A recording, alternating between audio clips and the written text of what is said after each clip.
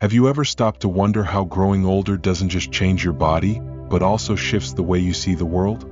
Aging brings wisdom, yes, but it also reveals some hard truths that no one really prepares us for. In today's video, we're going to talk about 7 harsh but life-changing tips for navigating your golden years. These aren't the typical sugar-coated pieces of advice you hear all the time. No, these are the truths that might sting a little at first, but they'll set you free in ways you never expected. And here's the twist. One of these tips is something most people will completely disagree with. It's controversial, maybe even uncomfortable, but it might just be the key to unlocking real peace in your later years. So, stick with me, you might just rethink everything you thought you knew about growing older. Now, you might be wondering, why should you keep watching? After all, you've probably heard advice about aging before. But here's the thing. Most of what people tell you about growing older is wrong. They wrap it up in nice words like graceful aging or golden years, but they leave out the real stuff, the hard lessons that actually make a difference. In this video, we're diving deep into the truths that no one talks about. You'll learn how to protect yourself from people who see your kindness as weakness, how to put your happiness above the expectations of even your closest family members, and how to cut ties with those who drain your energy, even if they share your blood. And remember that controversial tip I mentioned? It's coming up, and it's something society tells you never to do when you're older. But what if doing it is the only way to find true freedom? These tips aren't just about surviving old age. They're about thriving, reclaiming your self-worth, and living your final years with joy and purpose. Are you ready to challenge what you thought you knew about aging? Let's get started. Let's talk about something that might be hard to hear. You shouldn't trust everyone who comes into your life. And yes, that includes family. I know that sounds harsh.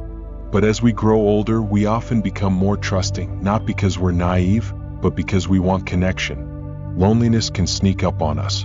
We crave familiar faces, friendly conversations, and meaningful bonds. But here's the truth no one tells you. Not everyone who shows up in your life deserves a place in your heart. Have you ever noticed how certain people seem to appear when you're at your lowest? Maybe it's a distant cousin who suddenly wants to catch up, but quickly shifts the conversation to money troubles.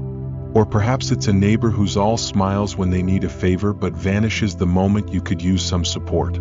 It's not always strangers. Sometimes it's the people you've loved and trusted the most. Take Eleanor, for example, a woman I met at a community gathering. She's 72, a retired teacher, and the kind of person who would give you the shirt off her back. Her son rarely visited, except when he needed financial help. She told herself it was just a rough patch, that he'd appreciate her sacrifices one day. But every time she lent him money, the calls became less about checking in and more about what she could provide. The day she finally said no, he stopped calling, and that silence hurt more than any financial loss ever could. And here's the twist that might surprise you. Sometimes it's not just about money. People might lean on you emotionally, taking advantage of your kindness, your time, or even your patience. You might find yourself being the one who always listens, always helps, but when you need a shoulder to lean on, suddenly they're too busy. That's not real connection, that's convenience. Now, I'm not saying you should shut yourself off from the world or view everyone with suspicion, but it's time to get clear on who deserves your trust. Ask yourself, do these people make me feel valued, or do they leave me drained? Are they here for me or for what I can give them? Would they still care if I had nothing left to offer? It's okay to trust, but trust with care. Set boundaries where you need to. Notice patterns in people's behavior. Actions always speak louder than words. And don't be afraid to say no when something feels off. You've spent a lifetime giving. Now it's time to protect your peace. So, here's a question for you. Have you ever felt like someone in your life took advantage of your kindness? I'd love to hear your story in the comments. And if this resonates with you, drop a 1 below so I know you're still with me. Because the truth is, the older we get, the more precious our time and energy become. And you deserve to spend both on people who lift you up, not those who weigh you down. Now that we've talked about trust, let's tackle something even more uncomfortable. Stop living to please others, especially your family. I know that probably sounds like I'm asking you to be selfish. But think about it for a second. How many years, maybe even decades, Have you spent bending over backwards to meet the needs and expectations of your children, your spouse, your grandchildren? You've worked hard, sacrificed your own dreams, and poured your heart into making sure everyone else was happy. But here's the question no one asks: where has that left you? For so many people, the answer is simple: exhausted, unappreciated, and quietly wondering when it's going to be your turn. And here's the brutal truth: sometimes that turn never comes unless you decide to take it. I met a man named John not too long ago. He's 68, retired, and by all accounts, he should be enjoying his golden years. But instead, he's practically running himself into the ground helping his adult children. Babysitting the grandkids 5 days a week, loaning money whenever they ask, fixing things around their houses, even when his back's acting up. And you know what? He doesn't complain out loud. But when we talked, he admitted he felt more like an unpaid employee than a father. And the worst part? His kids just expected it. Not because they didn't love him, but because he'd set the pattern. He'd given and given for so long that they just assumed he'd keep doing it. And here's the twist that might make some people uncomfortable: the more you sacrifice, the more people expect. It's not always out of selfishness. Sometimes it's just human nature. But here's where it gets hard. If you've spent your whole life putting others first, it can feel almost impossible to put yourself first without feeling guilty. But that guilt? It's a trap. The truth is, you deserve to live these years for you, not for your grown kids who think you'll drop everything at a moment's notice, not for friends who only call when they need a favor, and not for anyone who makes you feel like your worth is tied to how much you can give.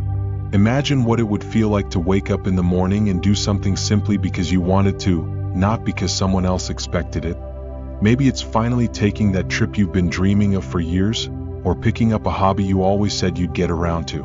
Or maybe it's as simple as enjoying a quiet day without feeling like you owe anyone your time. And here's the thing: if the people in your life truly love and respect you, they'll understand when you start setting boundaries. And if they don't, well, maybe that says more about them than it does about you. So I'll leave you with this: when was the last time you did something just for yourself without feeling guilty? If this resonates with you, let me know in the comments. Drop a 2 below if you're ready to reclaim your time and live for you, because you've spent a lifetime giving to others. Now it's your turn. And trust me, you've more than earned it. Now, if you thought that was tough to hear, this next one might really hit home. Don't be afraid to distance yourself from toxic people, even if they're family. I know we've all been told that family is everything, that blood is thicker than water. But let's be honest for a second. What good is family if being around them makes you feel small, drained, or unappreciated? For most of our lives, we put up with things from family that we'd never tolerate from anyone else. Maybe it's that sibling who constantly criticizes you no matter what you do, or the adult child who only calls when they need something and makes you feel guilty when you say no.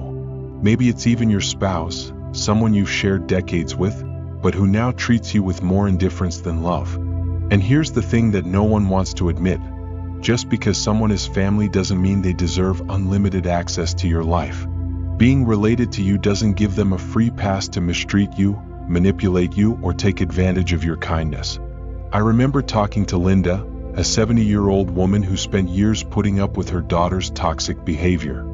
Her daughter would call, unload all her problems, and make Linda feel guilty for not doing more, despite everything Linda had already done for her. And when Linda finally set a boundary, do you know what her daughter said? "You're selfish." Imagine that.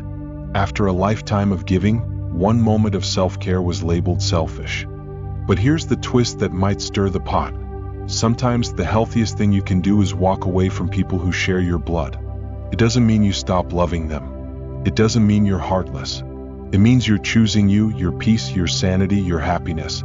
Ask yourself this: if this person wasn't family, would you still keep them in your life? If the answer is no, then why are you letting them stay just because of a shared last name or some old idea about loyalty? Now, I'm not saying you should cut off every family member who annoys you, but if someone is consistently toxic, if they leave you feeling worse after every interaction, you have every right to step back. Your mental and emotional health matter, maybe more now than ever. And here's the beautiful part. When you create space by letting go of toxic relationships, you open the door for better ones to come in. Relationships that are built on mutual respect, kindness, and genuine care. So, here's something to think about. Have you ever kept someone in your life just because they're family, even though you knew it wasn't good for you? If this resonates with you, drop a 3 in the comments and share your experience. I'd love to hear how you're reclaiming your peace. Because at the end of the day, family should lift you up, not weigh you down. And you deserve to spend your golden years surrounded by people who make you feel loved, not obligated. Let's move on to something that might feel even more personal. Stop waiting for others to recognize your sacrifices. Now, I know how that sounds. You've spent a lifetime giving, whether it was for your children, your spouse, your parents, or even friends. Maybe you worked long hours to make sure your family had everything they needed. Maybe you set aside your dreams to raise your kids, or you cared for an aging parent without a second thought. And in the back of your mind, you probably believed that one day they'd see it. One day they'd look at you and say, "Thank you. I couldn't have done it without you." But here's the hard truth, and it might sting a little. That day might never come. Not because people are heartless and not because they don't care, but because life moves fast. People get caught up in their own problems, their own responsibilities, and sometimes they don't stop to think about everything you've done for them. It's not fair, but it's reality. And waiting for that recognition, it's like carrying around a suitcase full of hope that just keeps getting heavier. Let me tell you about Martha, a woman I met a few years ago. Martha is in her late 60s. She spent her entire life putting everyone else first. She was the glue that held her family together. The one who stayed up late helping with homework, the one who cooked every holiday meal, the one who never missed a soccer game, even when she was exhausted from work. And later, when her parents got sick, she became their caregiver too. She never asked for much, just a little appreciation, a little acknowledgement. But you know what? It never came. Her kids grew up, started families of their own, and rarely said more than a quick thanks in passing. And when she finally retired, instead of feeling free, she felt empty. She was waiting for a gratitude that never arrived. And here's the twist that might make some people uncomfortable. The more you expect gratitude, the more disappointed you'll feel when it doesn't come. When we tie our happiness to someone else's acknowledgement, we give away our power. We make our peace dependent on something we can't control, other people's reactions. But here's the good news, and it's powerful. You don't need anyone's recognition to validate your sacrifices. You know what you've done. You know the love, effort, and time you've poured into others. That's enough. Imagine how freeing it would feel to stop waiting for a thank you that might never come. Imagine living your life for you, not for someone else's approval. Now, I'm not saying it's easy. It's natural to want acknowledgement. But the truth is, the people who truly matter will show their appreciation, not always with words, but with their actions. And for those who don't, it's their loss, not yours. So here's a question. Have you ever felt like your efforts went unnoticed, like everything you did for others wasn't appreciated? If this resonates with you, drop a 4 in the comments and let me know. I'd love to hear how you're learning to value yourself, even when others don't. Because at the end of the day, your worth isn't measured by how many thank yous you get. It's measured by the life you've lived, the love you've given, and the strength you've shown. And that, my friend, is more than enough. Now, let's talk about something that might surprise you. Stop using your age as an excuse not to change. I know what you might be thinking. At my age, I've earned the right to slow down, to stay in my comfort zone. Change is for young people. But here's the thing. As long as you're alive, it's never too late to grow, to learn, and to reinvent yourself. In fact, the later years of your life might just be the best time to do it. We're often told that aging is about settling down, sticking to routines, and accepting that this is just how life is now. But I'm here to challenge that idea. What if your age isn't a barrier, but a tool? Think about it. You've got decades of experience, wisdom, and perspective that younger people can only dream of. You've faced challenges, overcome hardships, and learned lessons that give you a deeper understanding of life. Why let all of that go to waste by staying stuck? Let me tell you about Frank, a 72-year-old man I met at a local library. Frank had been a mechanic his whole life, working with his hands, fixing cars, and raising a family. When he retired, he thought his life would slow down, maybe spend more time in front of the TV, maybe do a little gardening. But something inside him felt restless. One day, on a whim, he signed up for a painting class at the community center, something he'd never tried before. And guess what? He fell in love with it. Within 2 years, Frank's artwork was being displayed at local galleries, and he was teaching classes himself. He told me, if I had believed I was too old to try something new, I would have missed out on the best chapter of my life. And here's the twist that might challenge the way you think. The belief that you're too old isn't about your body, it's about your mindset.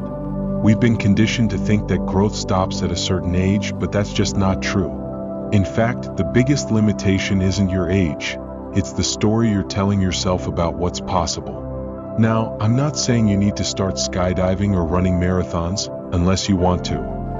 But what about trying that hobby you always pushed aside? What about learning a new skill, picking up a musical instrument, or even traveling to a place you've always dreamed of? Change doesn't have to be big to be meaningful. Think about it. How many times have you caught yourself saying, "I'm too old for that"? What if instead you asked, "Why not me? Why not now?" Because the truth is, as long as you're breathing, there's still time to grow, to evolve, and to discover new parts of yourself. So, here's a question for you. What's one thing you've always wanted to try but told yourself you were too old for? Drop a 5 in the comments and share it with me. I'd love to hear how you're embracing new challenges no matter your age. Because the truth is, it's not too late. It's never too late. Your age isn't the end of the story, it's just the beginning of a new chapter. And who knows, the best might still be ahead of you. Now, this next one might feel a little uncomfortable because it's something we all do at some point. Don't cling to the past as if it were your only refuge. I get it. The past holds some of our most treasured memories, moments of joy, love, success, and adventure. Maybe you think back to when your kids were young, when you were building your career, or when life just felt easier. And there's nothing wrong with reminiscing. But when the past becomes a place you live in instead of just visiting, it can stop you from fully embracing the life that's still unfolding right in front of you. Here's the thing. Nostalgia is comforting, but it can also be a trap. It's easy to look back and think, those were the best years of my life. But what if they weren't? What if the best is still to come? The truth is, when we hold on too tightly to what was, we can miss out on what is, and what could be. Let me tell you about Susan, a 70-year-old woman I met at a coffee shop. Susan was always talking about the good old days, how things were better when her kids were little, when her husband was alive, when she felt younger and stronger. And I don't blame her, those were beautiful times. But what Susan didn't realize was that by constantly looking backward, she was missing out on the present. She avoided meeting new people, trying new things, or even exploring her own town because nothing seemed as exciting as the past. One day, her granddaughter said something that stuck with her. "Grandma, how can we make new memories if you're always stuck in the old ones?" And that hit her hard. And here's the twist that might make you rethink things. The past isn't going anywhere. It will always be a part of you. But it doesn't have to define you. You're more than the sum of your memories. You're the choices you make today, the people you connect with now, and the experiences you still have ahead of you. Think about it. How much time have you spent wishing you could go back to a certain moment in your life? And while you're doing that, how many beautiful moments are passing you by unnoticed? Life is still happening right now, and it's waiting for you to be a part of it. Now, I'm not saying you should forget the past. Those memories are precious, but they're not the only thing that matters. You have the power to create new memories, to find new joys, and to experience life in ways you never thought possible. Imagine waking up tomorrow and seeing it as an opportunity, not a reminder of what's gone, but a chance to discover what's still here. So here's something to reflect on. Are you living in the present, or are you holding on too tightly to the past? If this resonates with you, drop a 6 in the comments and let me know. I'd love to hear how you're embracing the present and finding new ways to make this chapter of your life just as meaningful as the ones before. Because the truth is, the past was beautiful, but so is today. And tomorrow? It holds possibilities you haven't even imagined yet. Now, here's where things get really controversial, and I know this might make some of you uncomfortable. Don't be afraid to be selfish. Yes, I said it, selfish. We've been taught our entire lives that selfishness is a bad thing. From the time we were kids, we were told to put others first, to share, to sacrifice. And as adults, especially as parents, grandparents, or caregivers, that message only got louder. You've probably spent decades believing that putting yourself first is wrong, that it's selfish in the worst way. But what if I told you that being selfish, at least in the right way, is exactly what you need to live a fulfilling life in your later years? Now, before you click away or start shaking your head, let me explain. Being selfish doesn't mean you stop caring about people. It doesn't mean you shut out your family or friends. What it means is that you finally prioritize your happiness, your needs, and your peace without feeling guilty about it. Let me tell you about Henry, a 75-year-old man I met at a community center. Henry spent his whole life taking care of everyone else, his kids, his wife, his co-workers. He was the guy everyone called when they needed something. But after his wife passed, Henry realized something. He didn't even know what made him happy anymore. His life had been so wrapped up in making sure everyone else was okay, he'd forgotten how to take care of himself. So one day, Henry did something he never thought he'd do. He booked a solo trip across the country just for himself. No obligations, no compromises. And you know what? It was the best decision he ever made. He told me, "For the first time in my life, I felt free." And here's the twist that might stir up some debate. Being selfish isn't the opposite of being kind. It's the foundation of it. Because when you take care of yourself, when you protect your time, your energy, and your happiness, you're actually able to show up better for the people who truly matter. You can't pour from an empty cup. Think about it. How many times have you said yes to something you didn't want to do just to keep the peace? How often have you put your own needs on the back burner because you didn't want to disappoint someone? And how did that make you feel? Resentful, drained, maybe even a little invisible. Now imagine this. What if you said no without guilt? What if you woke up tomorrow and did something just for you, without worrying about what anyone else thought? That's not selfishness. That's self-respect. And at this stage in your life, you've earned that. So here's the question I want you to think about. What would your life look like if you stopped feeling guilty for putting yourself first? If this resonates with you, drop a 7 in the comments and let me know. I'd love to hear how you're embracing this idea of healthy selfishness. Because the truth is, you've spent a lifetime giving to others. Now it's time to give back to yourself. And that's not just okay, it's necessary. So there you have it, 7 harsh but life-changing tips for navigating your golden years. And if you're still here with me, that tells me something important. You're ready?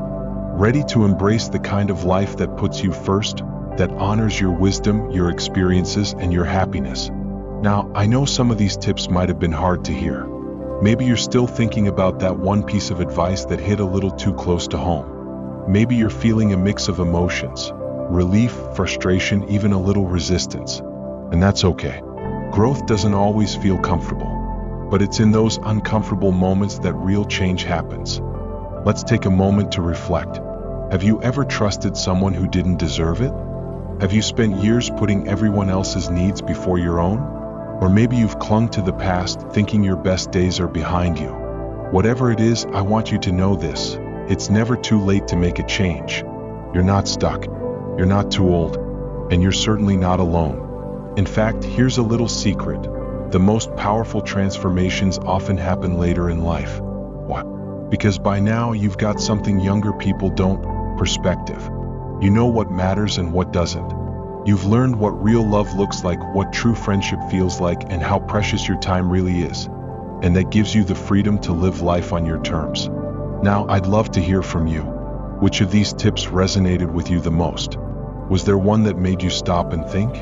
Maybe one that challenged the way you've been living? Drop your thoughts in the comments. I read every single one, and your stories inspire not just me but everyone else in this community. And if you found value in this video, do me a favor, like, share, and subscribe to the channel. When you do, you're not just supporting me, you're helping spread these important lessons to others who might need to hear them. Because trust me, there are so many people out there who are struggling with the same things you are. Let's help them find their way too. Before I let you go, I want to leave you with this. Your life isn't over just because you've hit a certain age. In fact, this might be the most exciting, freeing, and fulfilling chapter yet. But it's up to you to make it that way. So take these tips, reflect on them, and most importantly, act on them. Your happiness, your peace, your fulfillment, they're all within reach. You just have to give yourself permission to grab them. Thank you for spending this time with me today. I appreciate you more than you know, and I'm honored to be part of your journey. Until next time, keep living authentically, keep growing, and never forget, you deserve a life filled with joy, purpose, and peace.